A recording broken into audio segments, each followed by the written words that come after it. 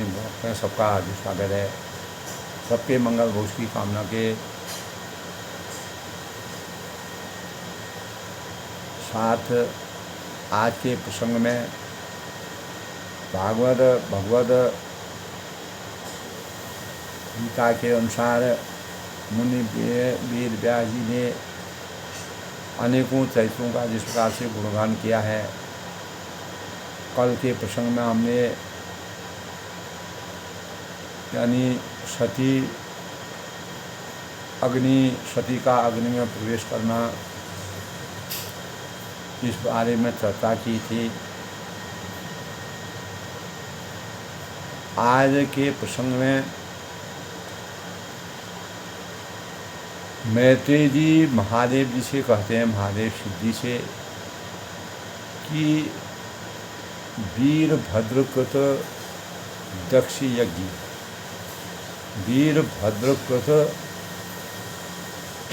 वीरभद्र के द्वारा किए गए दक्ष के यज्ञ विध्वंस और दक्ष वध का क्या कारण है।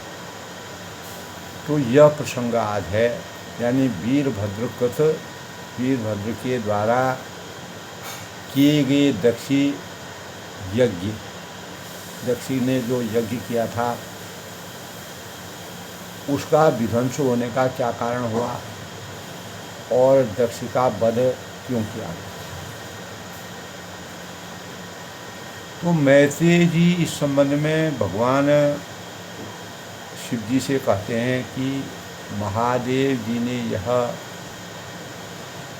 देवर्षि नारद जो तीनों लोगों की बातें जानते थे कि मुख से सुना कि अपने पिता यानी दक्ष से अपमानित होने के कारण देवी सती ने प्राण त्याग दिए। तब उन्हें बड़ा ही क्रोध आता है और उन्होंने उग्र रूप धारण करके क्रोध के मारे होंठ चबाते हुए क्रोधित होकर के अपने एक जटा उखाड़ दी और उसे पृथ्वी पर पटक दी। उससे तुरंत ही एक बड़ा भारी लंबा यानी चौड़ा पुरुष उत्पन्न हुआ। उसका शरीर इतना विशाल था कि वह स्वर्ग को स्पर्श कर रहा था। तो उसके 1000 भुजाएं थी और उसके गले में नरमुंडों की माला थी और हाथों में तरह तरह के अस्त्र शस्त्र थे। और उसने हाथ जोड़कर पूछा कि भगवान मैं क्या करूं। तो भगवान भूतनाथ यानी भगवान शिव ने कहा, वीरभद्र तू मेरा अंश है। भगवान शिव के हजारों अंश हैं, करोड़ों अंश हैं और इसीलिए मेरे पार्षदों का अधिनायक बनकर तू तुरंत ही जा और दक्ष तथा उसके यज्ञ को नष्ट कर। तो इस प्रकार दक्ष का यज्ञ भगवान शिव की केवल एक जटा उखाड़ने से भगवान शिव का विशाल स्वरूप जो अवतीत हुआ, वही सती जी के अंतःकरण में क्रोध की अग्नि का प्रवाह हुआ। इसी के परिणाम स्वरूप दोस्तों सती की अग्नि प्रवेश का कारण कल के प्रसंग में हमने पढ़ा था।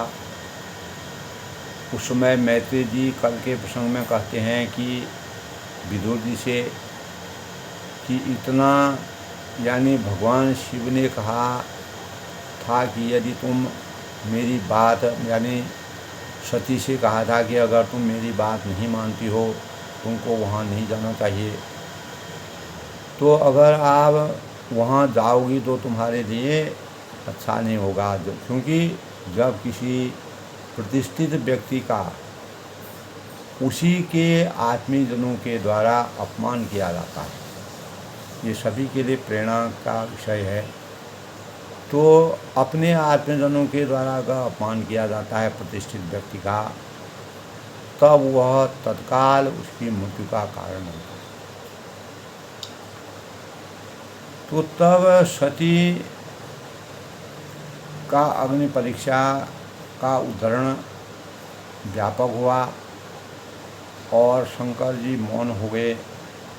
उन्होंने देखा कि दक्षी के यहाँ जाने की अनुमति देने पर और जाने से रोकने पर दोनों ही अवस्थाओं में सती के प्राण त्यागने की संभावना है। और इधर सती जी अपने पिता के घर जाने की इच्छा से बाहर जाती हैं और कभी पति रुष्ट न हो जाएं, इस शक्ति से फिर लौट आती हैं। यानी किंग कर्तव्य विमूढ़ हालत में हैं, दुविधा में हैं। यह दुविधा में पड़ जाती हैं और स्वजनों के स्नेहवश उनका हृदय भर जाता है। माता है, बहनें हैं, भाई हैं, तो शरीर और अनेक स्वजन हैं, उनका शरीर कांपने लगता है और वे भगवान शंकर की ओर रोषपूर्वक दृष्टि से इस प्रकार देखती हैं कि जब जैसे ही उन्होंने उन्हें भस्म कर देंगी, यानी स्त्री स्वभाव से उनकी बुद्धि एकदम मूढ़ हो गई। तो जिन भगवान शंकर ने प्रीतिवश उन्हें अपना आधा अंग तक दे दिया था, ऐसे पति को छोड़कर माता पिता के घर की ओर चल दी। भगवान शंकर ने उन्हें अकेले जाते देखकर अपने नंदी बैल और कुछ सेवकों को उनके साथ भेजा। सती अपने समस्त सेवकों के साथ दक्षी की यज्ञशाला में पहुंची और सब और बड़े बड़े महर्षि और देवता विराजमान थे। और पिता ने सती को कोई सत्कार नहीं दिया, उसका आदर नहीं किया, परंतु माता और बहनों, 3 बहनें थी, तो दो बहनें थी और सती तीसरी थी। और भगवान दक्ष राजा जो है वो अपनी पुत्रियों को बहुत प्रेम करते थे, तो प्रेम से गदगद होकर, लेकिन सती से उन्होंने कोई भी प्रेम नहीं दर्शाया। तब सती ने अपनी बहनों से माता जी को गले लगाया और सती ने पिता द्वारा अपमानित होने के कारण बहनों और माता के द्वारा दिए हुए उपहार और सुंदर आसन आदि को स्वीकार नहीं किया। तो सर्वलोक मई जो है, सर्वलोक लोकेश्वरी देवी सती जो है का यज्ञ मंडप में तो अनादर हुआ ही था।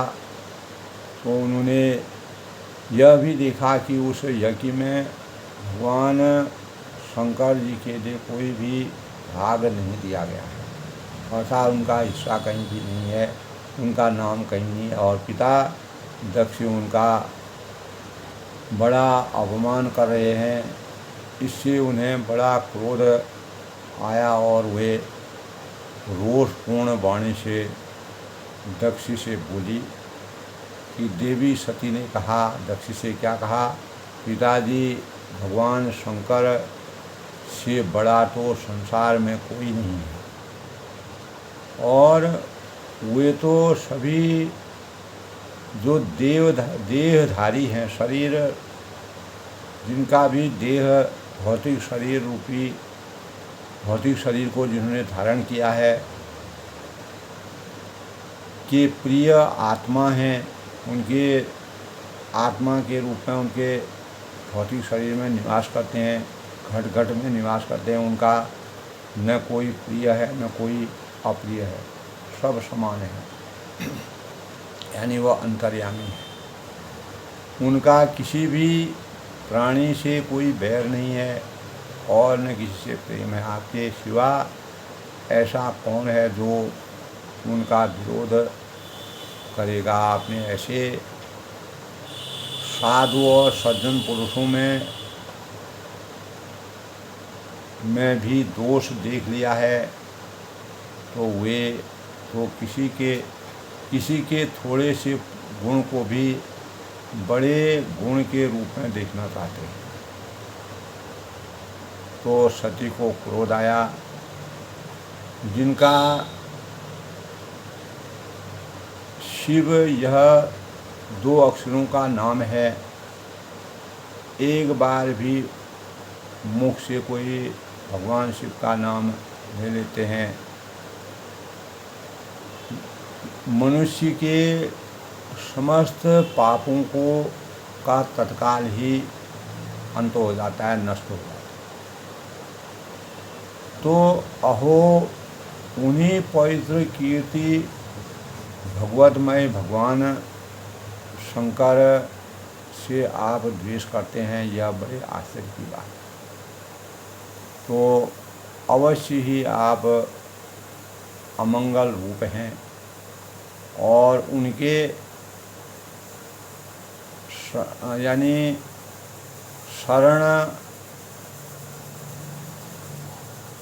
शरणाबिंद के सकाम पुरुषों को उनका अभीष्ट भाग देते हैं और उन विश्वबंधु भगवान शिव जी से आप बैर करते हैं। तो आपने भगवान नीलकंठ की निंदा की है, अवहेलना की है, इसीलिए आग से उत्पन्न इस शरीर को अब मैं नहीं रख सकती, क्योंकि इस शरीर का कोई रहस्य नहीं है, कोई अस्तित्व नहीं है। यदि भूल से कोई निंदित वस्तु खा ली जाए तो उसे वमन करके निकाल दिया जाए, यानी उल्टी हो जाएगी, मनुष्य की शुद्धि हो जाती है। जो महापुरुषों की निंदा करता है इस संसार में, इस सृष्टि में, उससे होने वाले जो जन्म को भी ऐसे जन्म को धिक्कार है।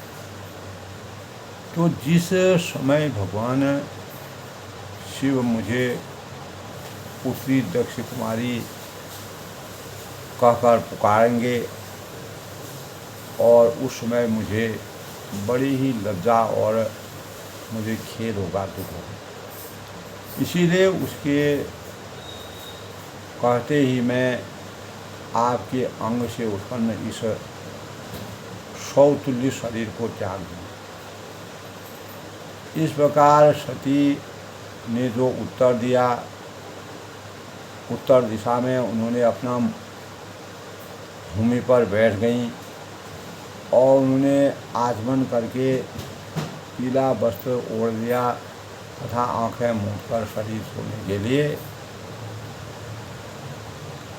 योग मार्ग में स्थित हो। तो शरीर त्यागने की इच्छा से उन्होंने अपने संपूर्ण अंगों में वायु और अग्नि की धारणा की साधना की और वायु और अग्नि को धारण किया और अपने पति भगवान शंकर जी का चिंतन किया, मनन किया, ध्यान किया। और भगवान शंकर जी ने अपना रूप पहले ही दिखाया था और सती ने सब समान यानी चिंतन करते करते सती ने और सब ध्यान भुला दिए। अचैतन्य अवस्था में वो चली गई। सिर्फ शंकर के चरणों का ध्यान करते करते उनका शरीर तुरंत ही योगाग्नि में जल उठा। तो दक्ष जो है जब उनकी बातों को सुन रहे थे तो उनका ज्ञान चक्षु नहीं खुले, तो चारों तरफ हाहाकार मच गया और रंग में भंग हो गया। सब ओर यही सुनाई दे रहा था कि हाय दक्ष के दुर्व्यवहार से कुपित होकर महादेव भगवान शंकर की प्रिया ने प्राण त्याग दिए हैं, सती ने। और वास्तव में यह बड़ा ही निर्दयी और निर्लज्ज इंसान है। दक्ष को कहने लगे। सती का प्राण त्याग देख शिव जी के जो पार्षद थे वो भी क्रोध में दक्ष को मारने दौड़े, पर भृगु ने तुरंत उनको हजारों देवता वहाँ पर प्रकट हुए और जिससे वे इधर उधर भागे। तो ये था प्रसंग सती का अग्नि प्रवेश की बात। जो हमने कहा कि वीरभद्र के द्वारा किए गए दक्ष यज्ञ का जो वीरभद्र द्वारा दक्ष यज्ञ की शुरुआत की गई थी और उसका विध्वंस और दक्ष वध किस प्रकार से हुआ। तब महादेव जी ने जब देवर्षि नारद से पूछा,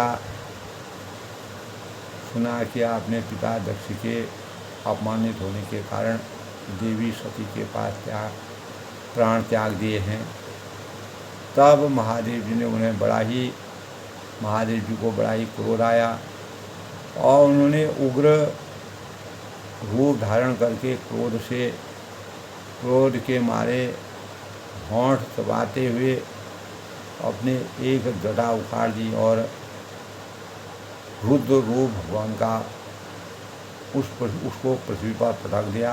उसे तुरंत ही एक बड़ा भारी लंबा चौड़ा पुरुष उत्पन्न हुआ। उसका शरीर इतना विशाल था कि वह स्वर्ग को भी स्पर्श कर रहा। तो उसके 1000 भुजाएं थी और उसके गले में अस्त्र शस्त्र थे और नर मुंडों की माला थी और हाथों में अस्त्र शस्त्र थे। और उसके हाथ जोड़कर पूछा कि भगवान मैं क्या करूं। तो भगवान भूतनाथ यानी भगवान शिव ने कहा, वीरभद्र का स्वरूप उन्होंने धारण किया, तो मेरा अंश है, इसीलिए मेरे पार्षदों का अधिनायक बनकर नायक बनकर तू तुरंत ही जा और दक्ष तथा उसके यज्ञ को नष्ट कर दे। तो प्यारे विदुर जी, भगवान शंकर की ऐसी आज्ञा सुनकर वीरभद्र हाथ में त्रिशूल, विदुर जी ने कहा कि वीरभद्र ने हाथ में त्रिशूल लेकर भगवान शिव का स्वरूप विराजमान होकर के यज्ञ मंडल की ओर दौड़े। उनका त्रिशूल मृत्यु का भी संहार करने में समर्थ था। तो इधर महायज्ञशाला में बैठे हुए जो सभी लोग थे, जब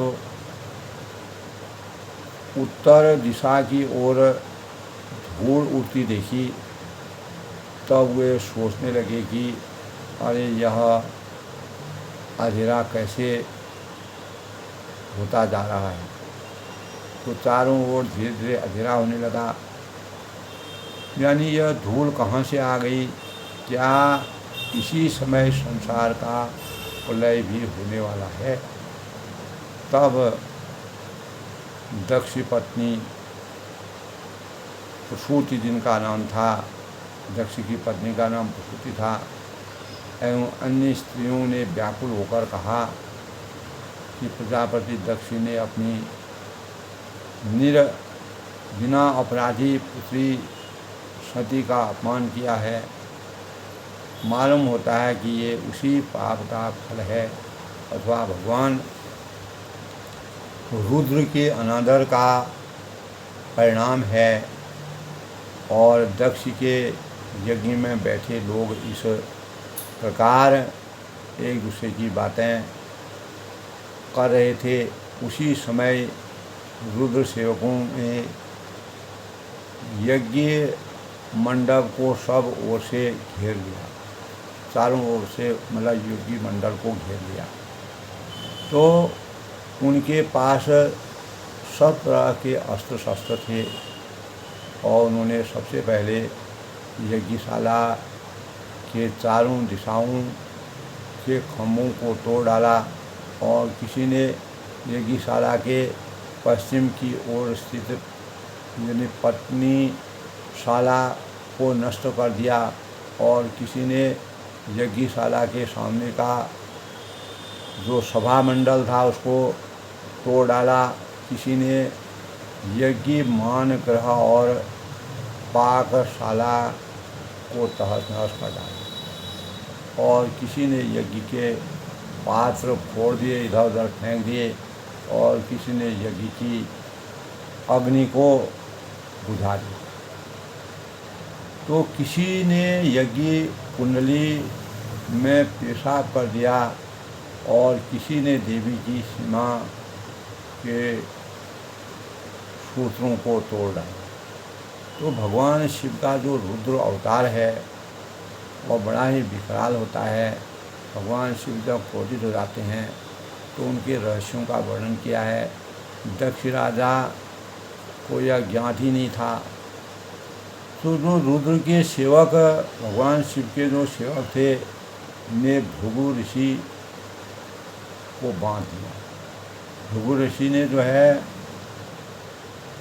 दक्ष की रक्षा करने का और सभी को इधर उधर किया था। जब सती ने जो है अग्नि में प्रवेश किया था तब प्रजापति दक्ष को कैद कर लिया तथा नंदीश्वर जो थे, भगवान शिव ने नंदीश्वर को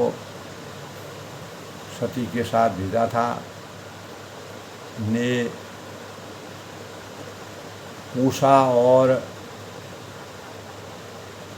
भग देवता की को भी पकड़ लिया। तो वीरभद्र ने भृगु की दाढ़ी मूछ नोच लिए, क्योंकि उन्होंने प्रजापतियों की सभा में मूछें ऐंठते हुए महादेव जी का परिहास किया, उनका उपहास किया था। इसी का बदला उन्होंने लिया। इसके बाद क्रोध में भरकर जो भग देवता को पृथ्वी पर पटक दिया और उनकी आंखें निकाल दी। क्योंकि जब दक्ष शंकर जी को भला बुरा कह रहे थे तब वे आंखें दिखा कर दक्ष को उकसा रहे थे। तो इसके बाद पूजा के यानी पूषा जो था, पूषा के जो है दांत उखाड़ दिए गए। और क्योंकि जब दक्षी महादेव जी को गालियां दे रहे थे तब वे दांत निकालकर हंस रहे थे। तो सबका एक एक करके उन्होंने बदला ले करके सबको भगवान की उपेक्षा करने का फल दिया और उस प्रकार की सजा दी। फिर वे दक्ष की छाती पर बैठकर तेज तलवार से उसका सिर काटने लगे,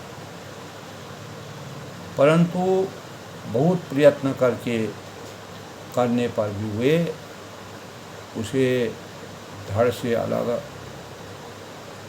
न कर सके। बहुत देर तक विचार करने लगे। बाद में जिस प्रकार यज्ञ मंडप में यज्ञ पशुओं यज्ञ के जो पशुओं को मारा जाता है, उसी प्रकार वीरभद्र ने यक्ष का सिर धड़ से अलग कर दिया, जिसके परिणाम स्वरूप वीरभद्र ने अत्यंत कठोर होकर कुपित होकर दक्ष के सिर को यज्ञ की दक्षिण अग्नि में डाल दिया और यज्ञशाला में आग लगाकर यज्ञ को विध्वंस करके वे कैलाश पर्वत पर लौट गए। यह है भगवान शिव का रुद्र अवतार, जिससे दक्ष के खंड खंड हो गए और पुत्री का अपमान करने और भगवान शिव का अवतार करने पर दक्ष जहाँ एक यज्ञ कर रहे थे, उस यज्ञ में भगवान शिव का अपमान करने का फल उनको प्राप्त हुआ। तो आज के वीरभद्र द्वारा आयोजित जो दक्ष का यज्ञ था, उसको कैसे विध्वंस किया और दक्ष का वध किस प्रकार से हुआ, यह हमारे लिए एक प्रेरणा के स्रोत के रूप में है। हमें अपने जीवन में अपार धन संपदा होने पर भी, अपार संपत्ति होने पर भी, गोधन, गर्धन, बायधन और रतन धन खान सब कुछ होने पर भी, पूर्ण समर्थवान होने पर भी, कभी भी अपने सगे संबंधियों का, वह किसी भी परिस्थिति में हो, किसी भी दशा में हो, उसका अपमान नहीं करना चाहिए। यह बड़ा ही रहस्यमय प्रसंग है। भगवान शिव जबकि निरंकारी थे और देवों के देव थे, लेकिन दक्ष उनके वास्तविक स्वरूप को भगवान शिव ने उनकी परीक्षा ली थी। तो दक्ष उस परीक्षा वह भौतिक सुखों के आधिपत्य के रहस्यों को ही जानते थे, भगवान शिव के वास्तविक स्वरूप को नहीं जान पाए, जिसके परिणाम स्वरूप दक्ष का अंत हुआ।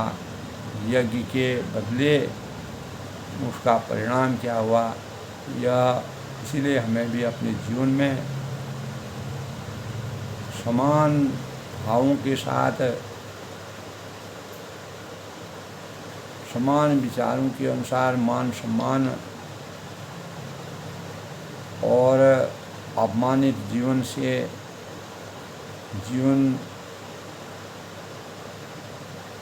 अपमानित जीवन से कभी नहीं अपनाना चाहिए। सम्मान, सबका सम्मान मानव जीवन की सबसे बड़ी पहचान है। यही श्रीमद् भागवत में दक्ष, सती और भगवान शंकर जी के प्रसंग का रहस्य है। आज के प्रसंग में अपनी वाणी को विराम देता हूँ। कल फिर किसी नए प्रसंग से मिलते हैं। तब तक सबका अभिनंदन, सबका स्वागत। इस रहस्य को दोस्तों अधिक से अधिक लोग इसको सुने, जानें और इसका ज्ञान प्राप्त करें और इससे अनेक प्रकार की प्रेरणाओं से अपने चिंतन को, मन को बदल करके मानवता के भावों का संचार करें।